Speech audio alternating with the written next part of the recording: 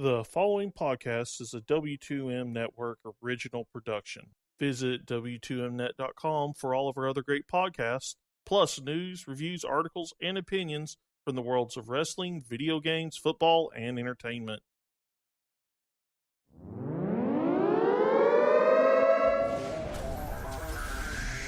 Wrestling to the Max, Monday Night Raw, Review.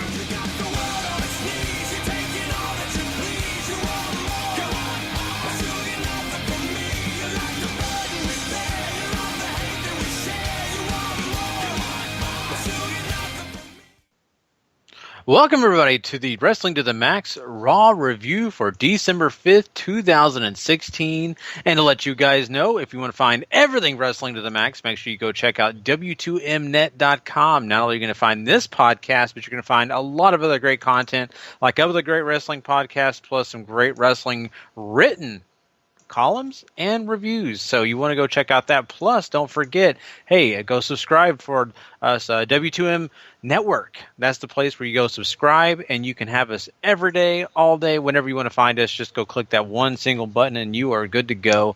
Besides that, it is time for us to talk Monday Night Raw. Yeah, Monday Night Raw was live from the University of Texas at Austin, as they were much livelier than the crowd the previous night in Dallas. That wine and cheese crowd was strong at TLC, but we'll get into that sometime later. For Raw, it started off with your usual talking segment, as you would expect, basically, because that's how they do things on Raw. They gotta have that talking stuff going on here. So you have Seth Rollins saying he sent a message to Triple H when he pedigreed Jericho on the car last week.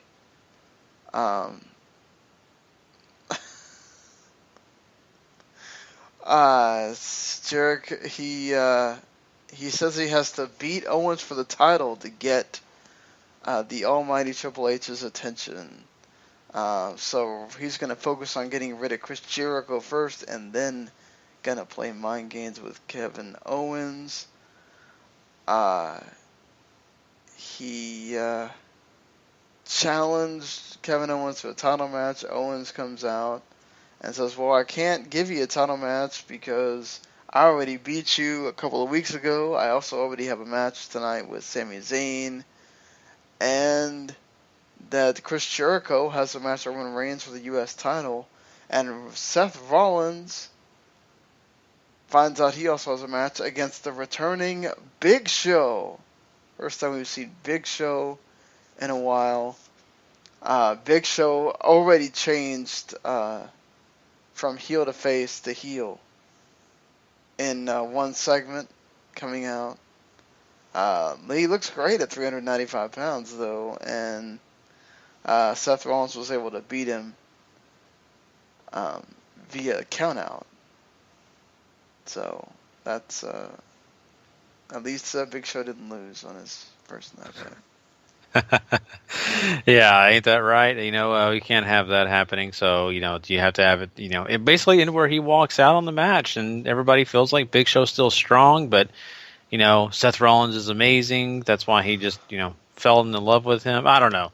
This is fine. You get the point. They want Big Show to come out and, be menacing to basically punish Seth Rollins. But at the end of the day, it's actually kind of smart. But then again, so cheesy. I don't know, Bashan. I don't know how you feel about this, but I kind of felt like, oh, okay. Now we finally are going to see Braun Strowman's next big, huge opponent. But at the same time, I was wondering how they were going to end it. They ended it cheesy. Okay. Honestly, the whole night for Kevin Owens was kind of cheesy in a way, if you ask me. Yeah, Kevin Owens gets pedigreed after as well for talking about the smack. I mean, I guess that's fair, but it's like, God, he's your Universal Champion. He's looking stupid every freaking show. especially this one with, Jericho being the, guy that he is, his ex-best friend, and Jericho's kind of punking him out by saying no. Jericho's turning him away in the ring when Jericho has a match. It's just, this was a terrible night for Kevin Owens, but in a way, it was kind of a terrible night when it comes to the WWE Universe if you're a Kevin Owens fan. Well, the sad thing is,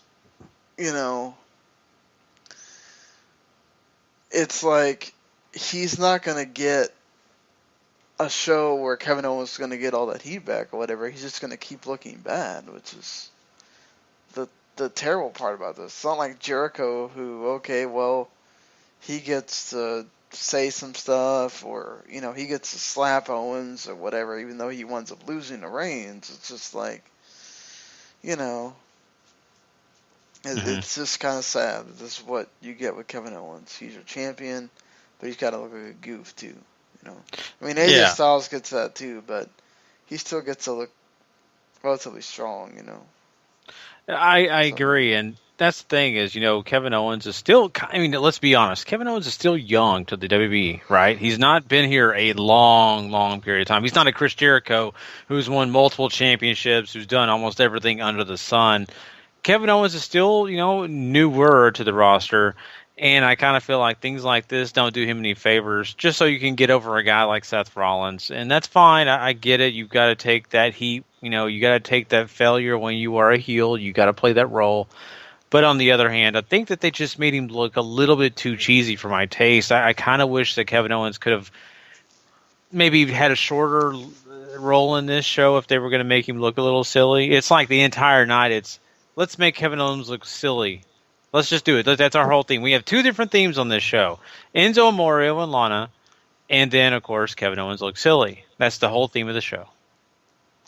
I mean, at least he beat Sami Zayn pretty clean. He did beat him clean. You're right, but let's be honest about Sami Zayn. When has Sami Zayn got to look really good on this show either? No, but I mean, it's still the rivalry is there. Sami Zayn can definitely. He's shown he can beat Kevin Owens before, so it's not like you're always going to be paying attention when those two are in it. Well, that's one. The match itself was very positive, and you're right. That is something to pay attention to. And once I heard that they were going to have this match, I'm thinking, wow, Austin, you got a great deal here. You got a chance to see one of those matches that actually matter. That's something that's exciting. Whenever those two guys are in the ring, it's gold. I mean, I enjoyed tonight. I've seen these guys several times in the ring. Right. I love this just as much as some of the other matches they've had. So, I don't know. I mean, I think that's a plus, but I just still say Sami Zayn has not been booked as a guy that's super over. And so that's what you got here when he goes to Kevin Owens beating him. It's not like it's beating a Braun Strowman. It's not beating a Roman Reigns. Let's be honest, it's beating Sami Zayn. True, and I mean, Chris Jericho does lose to Roman Reigns, as I already mentioned, but that match was actually really good. I enjoyed the heck out of it. Jericho and Reigns work really well together. Of course, you knew Owens was going to get involved. There was that moment where Jericho was about to win. Owens can't believe it. Instead of Owens getting down and trying to hide from it, he just kind of stands there, has no problem with Jericho seeing him. Jericho gets over there, gets mad because he wants him to leave. He told him, hey, I told you not to be out here. Well, he slaps him and tells him to leave anyway. And then Roman Reigns spear, and there you go. Roman Reigns still your United States champion after all that. Yeah, this is actually good from the standpoint of I kind of felt like going into this match, it was going to be a waste of our time. I felt like it was going to be a situation where Roman Reigns came out, looked really good, Chris Jericho looked like a stupid idiot, and then the match is over, and, let's play Roman Reigns' music while Vince celebrates and dances behind the stage. That's not what really happened here. They actually let Chris Jericho look really well in this match. He looked like a seasoned veteran. He looked like a guy that could have won that U.S. title.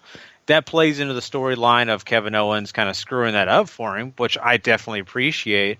So at the end of the day, this is good. It was like you said, Sean, it was a good match. But not only that, the storyline with it, everything that it kind of entailed, it worked. And it was not a situation where either guy looked bad. So really good for me. I enjoyed it. Yeah, certainly. I mean, Jericho has just been great through this whole run. Uh, Roman Reigns, you say what you will about him. Look, he may get thrown down people's throats and everything, but the dude's not a bad wrestler. That's not his problem, and he further showed it here with Jericho. Mm-hmm. So, exactly. Cannot hit on that at all. You do get 2 cruiserweight matches on this show. Jack Gallagher, Gallagher, whatever, debuts against frickin' Arya Daivari of all people. Why? Dude, seriously, like, can we not have anybody else besides Daivari against Gallagher here? It doesn't even go 3 minutes. It was okay. It's just, who cares? Like, yeah. You know what? But, okay, so you're right. Who cares? And I kind of agree. When I see Daivari, I already think in my mind, this is not good. But I will say that, yeah, you're 100% right. It is very boring, but Gallagher is a guy that he's an excellent technical wrestler. He's kind of entertaining to watch because he's like that next guy of a man of 1,000 moves. So it's kind of fun to watch him. But at the end of the day, I think that they did a good job of getting Daivari over as that heel. I mean, I kind of feel like, that cheap move at the end on Gallagher hurting his leg was good for him. Nonetheless, I mean, he's not a great, wrestler. Oh, no, I don't disagree there. It's just he's still, like, I don't care about him.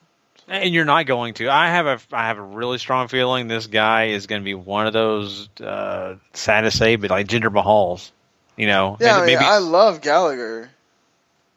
I just, Daivari. Mm-hmm. Well, it's like I said, it's Jinder Mahal all over again, right?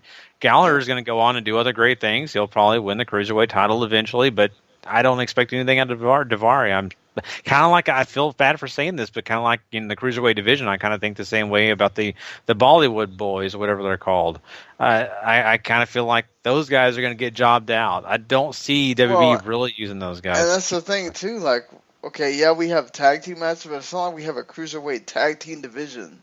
Mm-hmm. Where the Bollywood boys could really benefit from that. They're just, okay, we're going to have a tag match so we signed a tag team for some reason, even though this is a singles division, but they're not really good when they work singles either, so, yeah. Yeah, I get you. Gallagher, I think, is going to be fine. The only thing I worry about on Raw is that people might see him as like another vaudevillain or whatever. I already saw people in the our Wrestling Max Facebook group talking about that, and I saw people on Wrestling Twitter talking about it as well. Just that is a concern that we might want to think about. Just the way he looks and what he does. Very. What the vaudevillains do, sort of. And people might lump him in together with them. And that's not good. You do not want to be anywhere near the vaudevillains. They are just terrible.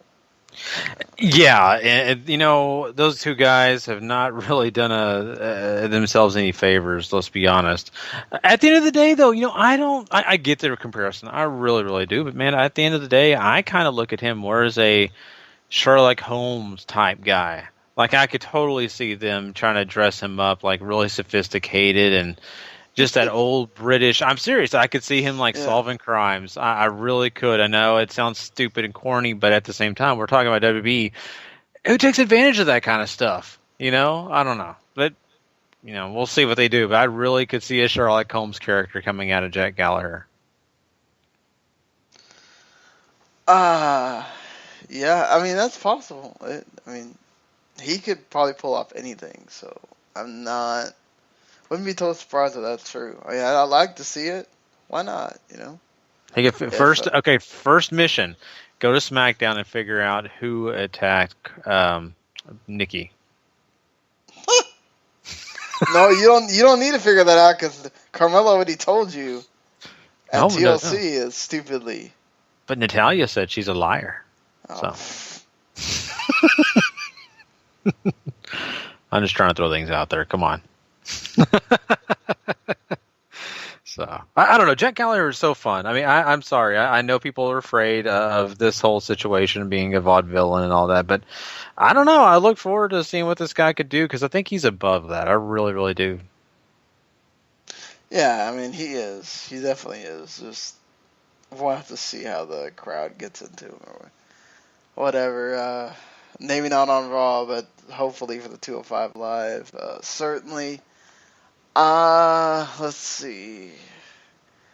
They also had 2 women's segments on this show. Well, not 2 women's segments. Actually, I'll save the one women's segment for the end here. But you did have I didn't talk about the other cruiserweight thing. So you had Rich Swann because Brian Kendrick has decided to go ahead and initiate his rematch clause for the 205 Live that's happening this week. So you have Brian Kendrick and Rich Swann rematch. Rich Swann taking on TJ Perkins, of course, the former champion. And, even though I think TJP still owed a rematch, if I'm not mistaken here. And I thought they had a good match. It goes about 6 minutes. It's fine. Yeah,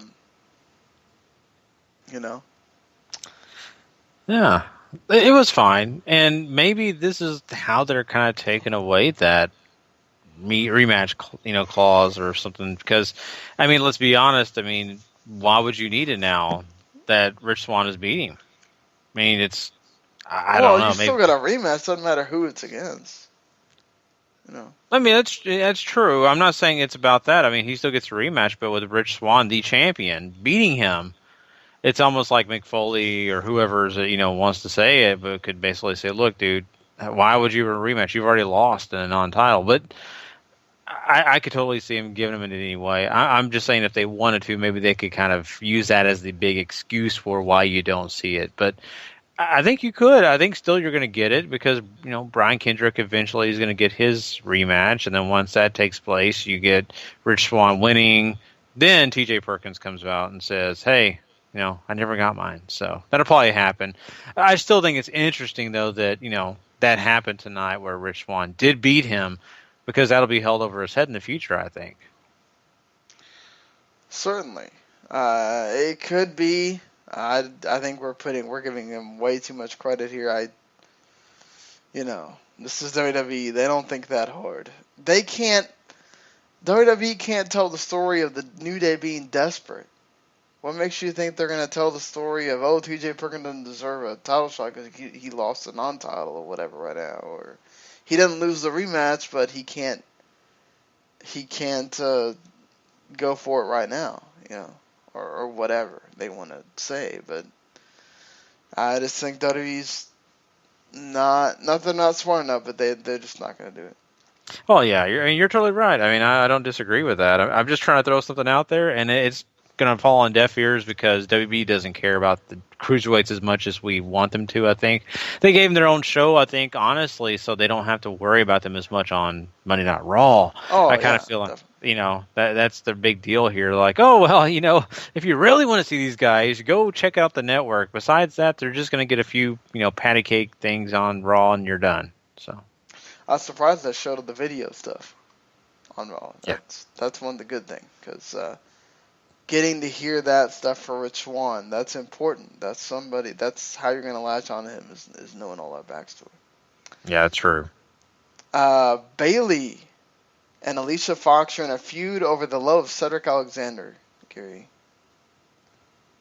I mean,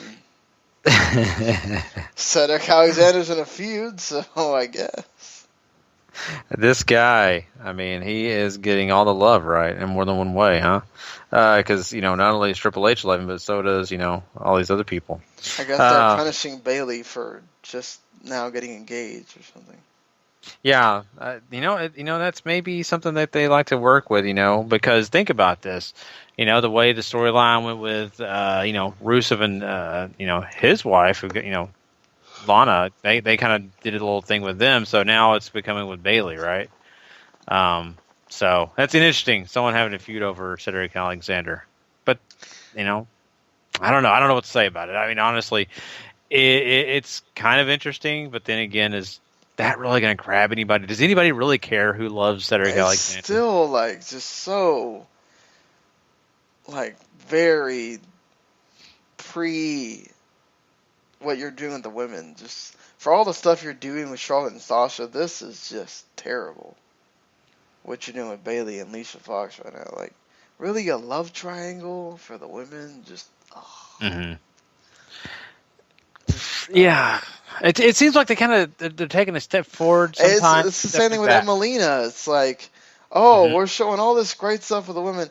Oh, here's a woman in bikinis again. Like, hey, look, I'm fine with you having the woman in the bikini, whatever, but don't show her vignette when you're also trying to get people to pay attention to this women's match that's happening. Like, yep. I don't disagree. It's like I said, it's one step forward, one step back. I mean, they're not making the progress that they need to make if they want to actually make the progress. Because I'll be honest, and I'll probably talk more about this later once we cover the entire show, but you almost see shades of the old Attitude Era. Not saying completely. I'm just saying with things like this, specifically, the women's division, you're kind of seeing some of those shades. And it goes with what your point is, Sean. It's about the fact that they kind of get back into that thing of, hey, we can kind of degrade them a little bit, which this kind of is a little degrading because you're getting two ladies facing off against each other to fight for the love of some, wrestler, some guy. And that's kind of old school. Yeah, it's not needed, honestly. Mm-hmm. Like, why can't they just be wrestling for... It's like, it always seems like Alicia's got to be in some crazy thing. Yeah. She can't be normal, right? She can't just have any kind of feud unless she's kind of a little bit nutty. So, you're right. She's got to be in some kind of crazy thing. Yeah, like, I mean, at least the one with her and Nia was sort of more regular. Mm-hmm. But still, just... Yeah. And what's interesting about that one was it's so very short-lived, it's almost forgettable, I kind of forget, that that even happened, to be honest with you. And then they killed the thing with her and Charlotte, too, so it's like... Mm-hmm. Okay. No. Yeah, it's, it's terrible to say this, but right now, it's almost like, Alicia Fox, and then, of course, you got Naomi over on SmackDown. These are people that get put in the background of the division, and I don't understand it at times, but then again, maybe I do. But it's just, you kind of see a kind of a theme going with some of these people who they try to get over for a half second, and then they put them back on the back burner. It's kind of sad. Yeah, it is kind of sad. I mean, at least they covered it with the women here, where Sasha in the backstage segment challenges Charlotte to a 30-minute Iron Man match at Roadblock, end of the line. And then Charlotte comes out in the main event segment to accept. And then Charlotte proceeds to feel bad for how she acted to her father, Ric Flair. And then Ric Flair comes out. They hug, everything. And then Charlotte slaps the ever-living crap out of her dad, calls him a son of a bitch, and says, how dare you pick Sasha over your own daughter. Starts basically, beating on his dad, on her dad, and then Sasha comes out for the save, and Charlotte beats her up too. I really liked this segment. I thought Charlotte came off really well in this segment. She was just totally cold-hearted here. She did a really good job at the first part, too, where she seemed upset about the fact that, her dad wouldn't talk to her or whatever. And then, Sasha comes out for the save, and then she gets to beat up Sasha, too, to weaken her for the match at Roadblock. So, I think this is a win for everybody, and again, women in the main event segment. And and it makes sense. It's one of the bigger feuds coming out of of course Survivor Series, and then of course previous weeks, of course last week's Raw being the big point in this whole feud. You know what? I mean, I'm okay with it. I think it's just as important as any of the other ones because really the Universal title feud is not as huge. It's not on the scale that I think it really could be if they really worked on it a little bit more. So this is totally fine. I have no problem in the main event here having this take place. But I just, I always say this week in and week out, it seems like more often now, but there's two, at least in the women's division, that stand out, and that is Charlotte on her mic and, of course, Alexa Bliss. Both of them do such a good job on the mic. They can just, the emotion that they use, they're very real. Like they make you feel what they're saying because there's basically, it's almost like it's raw. And I think they did a great job here with Charlotte, kind of you could just hear it in the voice of like, I'm so sorry, I apologize. And just the vengeance that came out after addressing her father and just everything that kind of pursued, even when Sasha came out. So I think this worked great. I mean, I think you could, of course, see it a mile away, but that doesn't matter at the end of the day. What mattered was the performance, and I think it was really spot on, and it was not a bad way to end the show. Yeah, certainly. Wasn't a bad way to end the show. I really enjoyed it. Gave a nice capper to the show and got you wanting to pay attention to the next week. So let's certainly see what they get going there.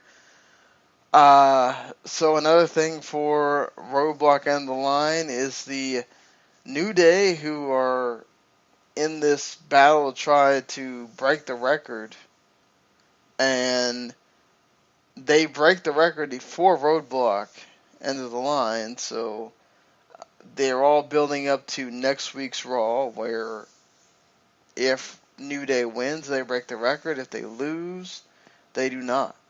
So, and I should note that Demolition is involved in a lawsuit with WWE, so this is probably why this is happening. They have Gallows and Anderson and Cesaro and Sheamus actually have a good match here. But then New Day get involved, causes the DQ, and we have a triple threat match now set up for next week. I'm glad that both teams are going to be in that match. They deserve it after the new DQ happened, or the DQ happened. But again, New Day just desperate to make sure. But instead of making sure that only one team is involved, they get both teams, so it backfired on them there. Yeah, you're exactly right. And, it was almost like New Day couldn't stay out of it, and they should have if they actually wanted to have a better chance of winning. So now they're going to play an uphill battle here. But at the same time, I mean, really at the end of the day, they're only, facing one extra guy because they got three on their team, and they can find a way to pull out a victory. But, it's good. I think it's exciting. It's a great way to have, Raw be really special next week, especially when it comes to the tag team division. It kind of, honestly, is not always at the forefront of, Monday Night Raw and even pay-per-view. So this is going to be cool. I think it's going to be a really big feature. Heck, it would not surprise me if they found a way to put that in the main event, but I don't think that will happen anyway. But it's exciting. It's cool. I'm like you, Sean. I kind of think that it's smart to have all these teams involved, be the triple threat tag match, because of the fact that you don't want Sheamus and Cesaro to be kind of sitting on the sidelines, nor do you want Gallows and Anderson sitting on the sidelines. So this is good. The match was fine. It wasn't overly crazy awesome to me, but I thought it was good for what it was worth. And the way it ended, fine, whatever. I don't always like DQs, but it makes sense to the story. Yeah, certainly, and it gives both teams a shot at possibly winning. Who knows? They could pull a Charlotte and make it to where they don't break the record. For all we know. And we'll have to see for next week. Mark Henry squashed Titus O'Neil. Who cares? Because I sure as hell don't. And we also, the final thing that another big thing they were developing throughout this is, of course, the continuing Enzo versus Rusev. And Lana and Rusev sort of have this falling out right in front of Enzo on purpose, And Lana, shows the ring to Rusev and is like, well, you know what this means? This ring means that you are the only man that can have me. Well, she throws it down.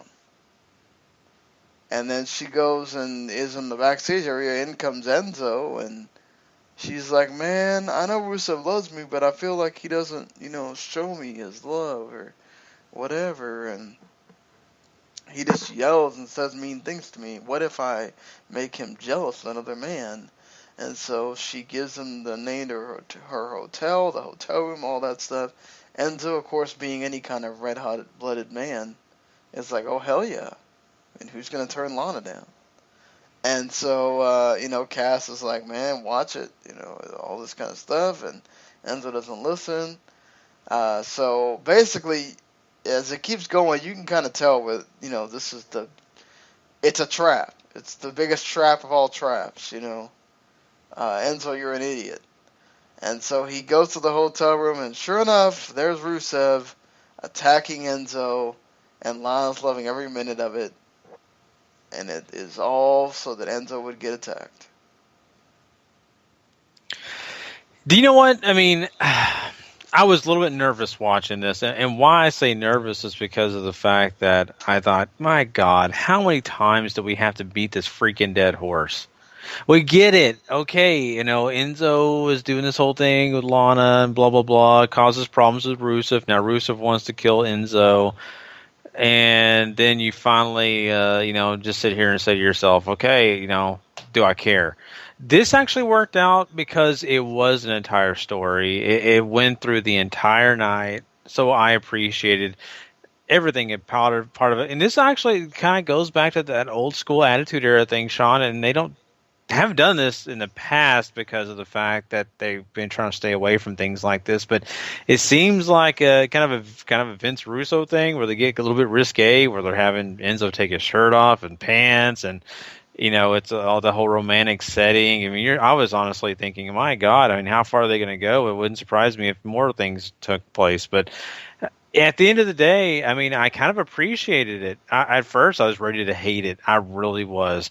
At the end of the story, though, Enzo Amore getting beat up in the hotel room and thrown outside, I mean, it actually made you kind of feel bad for Enzo for getting tricked. The whole time before this, we talked about this last week on Raw.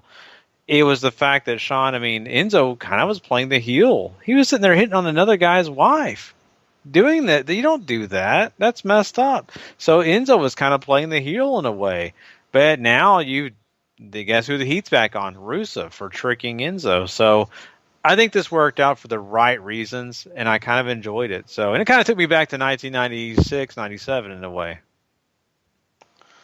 Yeah, I mean, look, I'm fine with them having a storyline that kind of goes back to that. I don't have a problem with this at all. It sets them up as heels.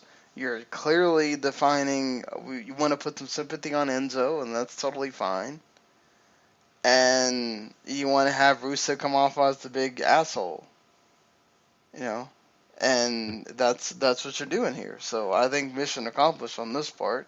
Cass also sort of had a match with Rusev, and Rusev kind of caught on to what was going on. And so, I mean, it's just, I think this was well done. Let's see how they get back from this and what you do from here. But so far, Rusev has just been owning Enzo, and that's the thing. And Kaz honestly has not had a lot to do with it. Like, he's been there. He's of course going to defend his friend, but really, honestly, Kaz has not been a big part of it, which I appreciate because we all know once Kaz gets involved, then it's a more even playing field, and it's not as interesting. So I'm so happy that right now he's on the outside looking in. He's trying to help, but he's never really right there. So to me, it continues this whole feud, and it makes sense. So I'm happy with it. Certainly, and that's going to do it for Raw. So how do you feel on a rating? It's really interesting because of the fact that this entire Raw had, really, honestly, they really had two themes of the night. I've already mentioned them, but it was really Kevin Owens and his whole feud with, the feud with Seth Rollins, and of course Chris Jericho and him. And he's trying to convince Chris Jericho, hey, we're still best buddies, right? So you got that going on. You got the Enzo and Rusev thing going on with Lana. Both those were fine. I was still, I don't know, I just don't have a happy feeling in my stomach after the whole Kevin Owens stuff. I kind of didn't like that. I enjoyed the Enzo Amore story more. And then the rest of the stuff on the show was fine. It was decent. But that's right about where it stops. It was nothing spectacular. I've got to say, honestly, a 6. It wasn't an awful Raw. It was entertaining. But there's something about it that did not keep me just going inside and being thrilled about it. I'm going to go with a 6 as well. I think there's nothing really wrong with this Raw at all.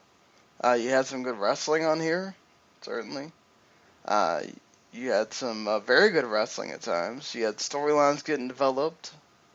There was, like you said, sort of just kind of felt flat at times in certain areas. There was still some dumb stuff, which you're going to expect, but they kept it short for the most part. And focus on the storylines that matter right now, and you got to give them credit for that. Yeah, definitely. So, but yeah, that's Monday Night Raw, guys. Just want to let everybody know there will be a SmackDown Live review, and this will be, of course, the fallout from TLC. So you're going to want to check out that review tomorrow night, and it is going to be a lot of fun. It is Tuesday night if you guys are listening on the download, so it'll probably be the day you're listening to this. Also, make sure you go check out W2Mnet.com. Of course, you'll find not only these reviews, but also actual written reviews when it comes to the World Wrestling on our website at W2Mnet.com. And of course, hey, W2M Network is the place you go subscribe to get these shows in your dock every time you want to get to a chance to listen to us. It'll be right there. It'll be very easy. But besides that, I mean, we've had a great show here. We hope you come and check us out. We'll actually be doing our part 1 of this week's episodes following SmackDown. We have our buddy Paul Leeser, of course you're not hearing him right now, on vacation. So we're changing things up a little bit. We're going to take an extra day to get ready for that episode. And then we'll come, of course, do it and check everything out then. Anyway, well, thanks everybody for coming and listening to us. We appreciate it. And for myself and for Sean, we'll see you down the road, guys. Later. The following podcast is a W2M Network original production. Visit W2Mnet.com for all of our other great podcasts, plus news, reviews, articles, and opinions from the worlds of wrestling, video games, football, and entertainment.